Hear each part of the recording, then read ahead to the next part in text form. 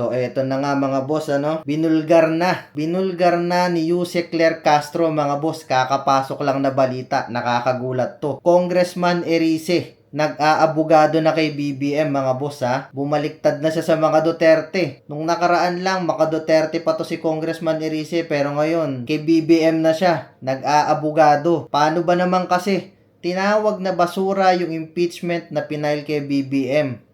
Na planted mga boss, na pinaghihinala ang galing din sa mga kampo ng Duterte. Ayan mga boss mismong si Yuse Claire Castro na nagsabi, Congressman Erice, nag-aabogado na kay BBM. Breaking news yan mga boss, bumaliktad na sa Duterte. Nag-press con kasi ngayon si Congressman Erice mga boss, tinawag na basura yung impeachment case na pinail kay BBM, na pinaghihinalaan ngayong pinail ng mga Duterte. Kaya yan si Congressman Erice, bumaliktad na yan mga boss. Pero bago natin to panoorin mga boss, baka pwedeng i-click nyo muna yung subscribe button at i-ring nyo na rin yung bell para updated kayo sa mga susunod nating video kung gusto nyo ng mga ganitong klase ng balita. Kaya tara, panoorin na natin to. Okay, sige. Okay. Sir, yesterday you issued a statement that you doubt the motives of Attorney Andre De Jesus because you parang insinuated that he has connections with the President or links to the President through the First Lady. Hindi ko sinabi na may link. Ang sinabi ko, during last year, November 2024, he's the same Attorney De Jesus who filed a disbarment case against Attorney Glenn Chong. Kasi sinabi ni Attorney Glenn Chong, sasampalin niya si First Lady, di ba? O, yun na. Nag-file siya out of nowhere. So, hindi ko sinabing abogado siya. Ang sinabi ko, siya ang nag-file. Hindi ko alam kung ano yung motibo niya sa pagpapile. Ang sinabi niya, dahil hindi daw yan yung gawi ng isang member of the bar. So, out of nowhere, nabasa niya lang, hindi daw siya kilala, nabasa ko, hindi daw siya kilala. So, out of nowhere, nabasa niya lang, nag-file na siya ng disbarment. Ngayon, out of nowhere, reading some articles in the newspapers, in the social media, at yun ang kanyang ebidensya, nag-file siya ng impeachment against the husband of the First Lady. So, hindi ko makita yung logic dito dahil yung sinampa niya na impeachment complaint ay basura. 15 pages na walang mga ebidensya kundi mga news article.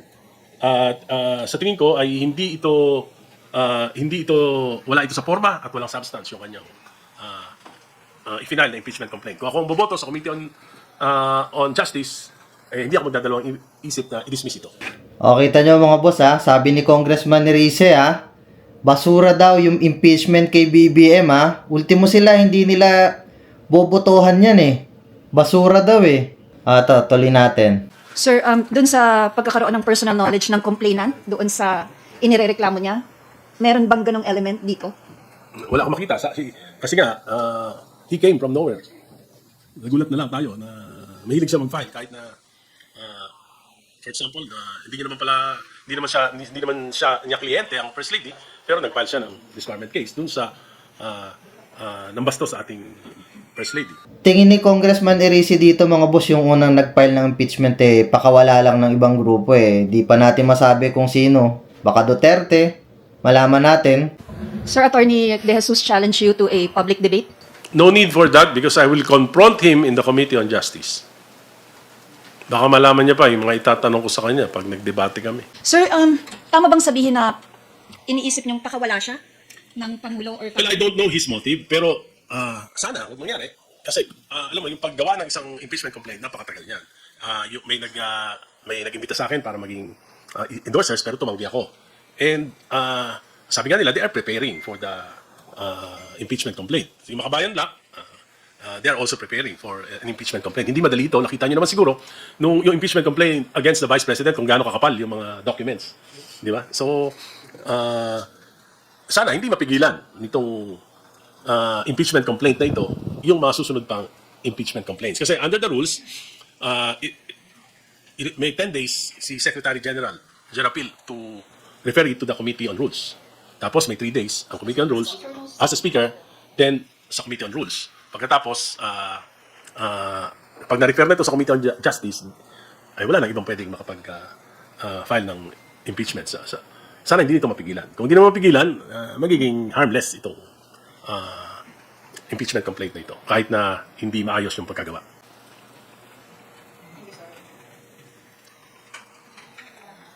Kung sa tingin kung ito man po ay intentional para mapigilan yung mas malakas na impeachment complaint against the president, hindi man mag-prosper ito, meron pang another chance para ma-impeach din ang Pangulo after 1 year ban. Rule. Oh, pero that's too close to 2028. Pero pwede pa. Pwede pa rin. Na, Basta 1 year before elections di ba? So kung hindi pa lampas nun, di ba? pwede pa. Pero why would you impeach kung malapit na matapos yung term, di ba? Sir, pwedeng pa-elaborate lang? Sabi niyo po, wala sa forma at walang substance yung kanya. Ayan sinabi na ni Congressman Erice mga boss na sayang lang yung impeachment na yan kasi kung matatapos na rin naman yung term ni BBM, guguluhin nyo pa. Para saan pa, di ba? Sabi niyo po, wala sa forma at walang substance yung kanyang ifinal na impeachment complaint ni Andre. Yes, kasi no, yung nakita ko, ito yung mga articles niya, no? To be accurate, babasahin ko.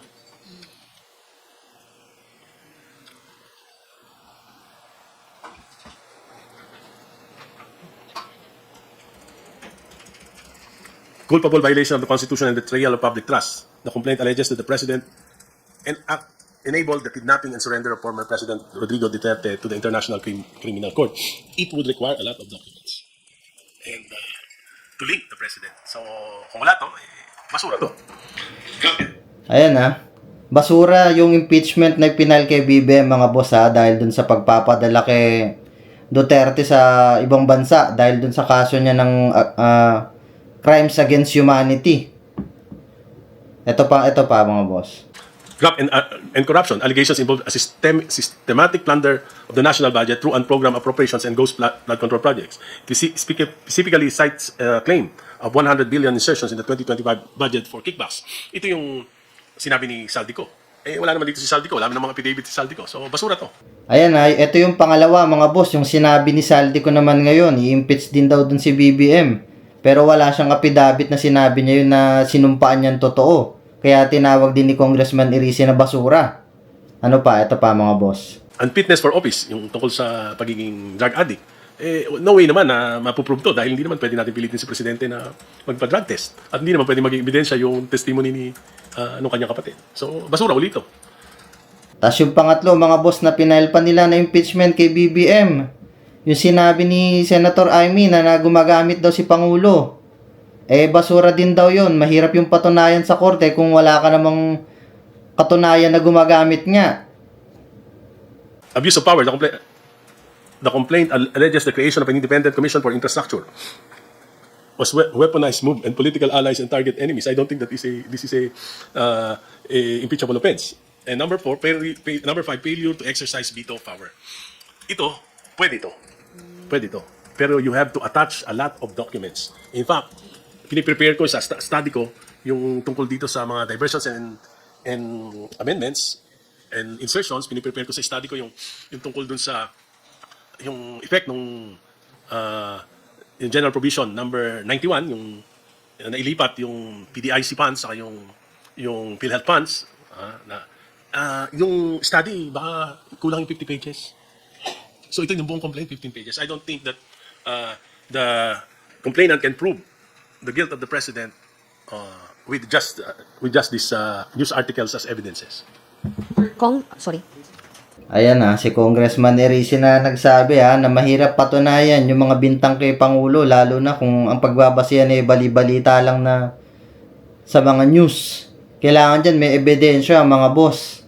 Tara, tuloy natin. Si Kong Adjong, sinabi po niya yung impeachment complaint against BBM is dead on arrival na po sa Kamara.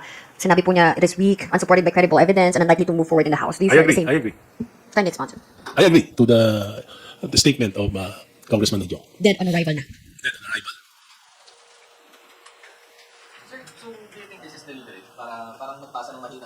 Eto pa mga boss sa pa sinabi ni Congressman Erice yung pagdala pa lang ng impeachment at nakita na nila dead on arrival na yung mga dokumento na yan. Kumbaga wala nang silbi. Kasi wala namang bigat Well, hindi ko alam yung plano Kasi nga kung makapag-file this week, yung ibang complainants tapos medyo malakas, bali wala na rin yung effort niya. Pero siguro ang damage lang magmamadali yung mga complainants para hindi sila hindi maging hindi kagad ma-initiate yung complaint. So yun ang damage, magmamadali. Napakamahirap gumawa ng isang impeachment complaint na maayos. O, di ba mga boss? Yung pagpapile ng impeachment na yan, ginugulo lang nila si BBM ha. Mahirap gumawa ng impeachment, mahirap patunayan yung mga ibibintang dyan mga boss. Kaya ang plano lang talaga nila dyan sirain yung pagtatrabaho ng Pangulo. Kaya sila na-file ng impeachment ng bara-bara lang. Sorry, how about the allegations na diversion? Drama lang itong ifinal ng impeachment complaint. Lalo na po maraming kongs katulad niyo po nagsabi na basura itong reklamong impeachment laban kay PBBM. Well, ang medyo talagang nahihiwagaan ako. Especially with the endorser. Tahimik lang kasi si Kong Jet. Nagulat na lang ako siya yung nag-endorse. And he's identified with the Garcias who are known stalwarts of the national of the NUP. At yung NUP mismo, sinabi nila na hindi sila papayag sa mga impeachment laban sa Pangulo. Sorry, sir. Sir, sorry. Ay. Si Kong Pulong Duterte, he also said in a statement yesterday na Lutong Macau. Do you also believe that Lutong Macau itong impeachment complaint na to? Well, nakakaduda. Kasi sabi ko harmless to pag may nag-file this week. Harmless tong impeachment complaint na ito. Unless na siguro kung may refer kagad to, may sama. Hindi na hintayin yung ibang ipa-file within the week. Makikita naman natin kung ano yung motive pag nakapag-file na yung ibang mga complainants. Kong Erice, good morning. Yes. Mil Kirigonan of DCRH. Can we take it to mean, based on your statement now, that this is an advantage kay Pangulong Marcos, yung maagang pagsasampa ng impeachment against the President? Kasi ang sabi po ni Congressman Congressman? Congressman Pete Flores kahapon, na kung matatanggap ng Committee on Justice yung impeachment na isinampa ni Atty. De Jesus, this will bar any other impeachment complaints within the year. Yes, that's true. So, talaga, any other complainants should hurry. Should file it. Dapat nga today. Pero wala naman yata. So, this is an advantage to the President, sir. Ano po ang balita? You're part of the minority group. Ano pa ang balak po ng Makabayan Bloc? Kasi sila po ang nagsabing susunod silang mag-file ng impeachment. O, di ba mga boss? Mismong si Congressman Erice sinabi na advantage pa kay BBM yung pag-file nyo ng mga impeachment na yan. Kasi wala ngang bigat. Masasayang lang. Isang beses ka lang pwedeng mag-file ng impeachment sa isang taon. So, sa susunod, malapit nang matapos yung termino ng Pangulo, nonsense na para i-impeach nyo pa siya. Di ba? Kasi sila po ang nagsabing susunod silang mag-file ng impeachment. Yes, sabi nila, they will file. Sabi ni Congressman Tino sa akin, magpa-file sila. Hindi ko lang alam kung kailan talaga. Last question, Congressman Erice. This is a prerogative of the President, pero sakali pong matuloy ang hearing ng Committee on Justice, is it better kung humarap ang Pangulo, magpaliwanag sa mga alegasyon laban sa kanya sa pagdinig ng komite on his impeachment complaint? Whether, hindi naman parang hindi naman maganda ako sa mismo. Kahit na representative niya, basta sagutin lang yung mga tinatanong. Ako, sa akin simple lang eh. Para sa akin yung ibang mga issue, baliwala naman eh. Ang issue lang sa akin yung tungkol sa national budget ng 2023, 2024, 2025 at pinayagan niya na ito ay baguhin ng Kongreso. Tanggalin yung mga pinakamahalagang mga programa niya at palitan ng mga kalokohang proyekto na naging sanhi nitong malawakang korupsyon na pinagdurusahan hindi ng buong bayan sa ngayon. Diba? Yung buong bayan ang epekto na to. So dapat ipaliwanag niya talaga bakit he allowed it for 3 years. Bakit yung kabinete niya pinayagan ito? Yan yung malaking tanong. Kasi kung pinayagan niya to nang walang dahilan, either kasabot siya o napabayaan niya talaga. Which is both, which can be considered both as an impeachable offense. Thanks, sir. Good morning, sir. Sir, with regards naman doon po sa re-refile na impeachment against VP Sara, are you going to endorse it? No, I already declined to endorse it. Sabi ko, the same way that I declined endorsing the impeachment complaint against the President, ganun din sa Vice President. Para pagdating ko sa Committee on Justice, I will have an open mind. Hindi ako Marcos, hindi ako Duterte. Liberal ako. Ayan mga boss Alam nyo si Congressman Erice, balance lang yan. Duterte tsaka Marcos, nilalabanan yan. Ngayon, nilalabanan yan. Pero siya na mismo nagsabi mga boss, basura yung impeachment na pinapile kay BBM. Walang bigat yan. Kaya dun sa mga nagsasabing may impeach yung Pangulo ngayong taon, malabong pang mangyari yan. Sa minority block ba inaalok yung pag-e-endorse ng impeachment complaint? For example, for this one. Wala. Sa akin nga, di ba? Kasi po, inalok kayo. Inalok ako. At alam ko marami rin. Sabi sa akin ni Kong Eli San Fernando, inalok siya, pero nag-decline din siya. Sir, may naririnig ba kayo na balak hacking yung third mode ba yun? Yung 1/3 of House lawmakers will Only after done yan. Because meron ng Supreme Court ruling. For BBM, meron ba kayo naririnig ngayon na may naglilikong lobby para kumalat ng 1/3? Wala. O di ba? Mismong Kongreso mga boss yan nasabi na sa inyo. Walang malilikom na boto yung impeachment kay BBM na yan. Kaya nga basura nga lang daw.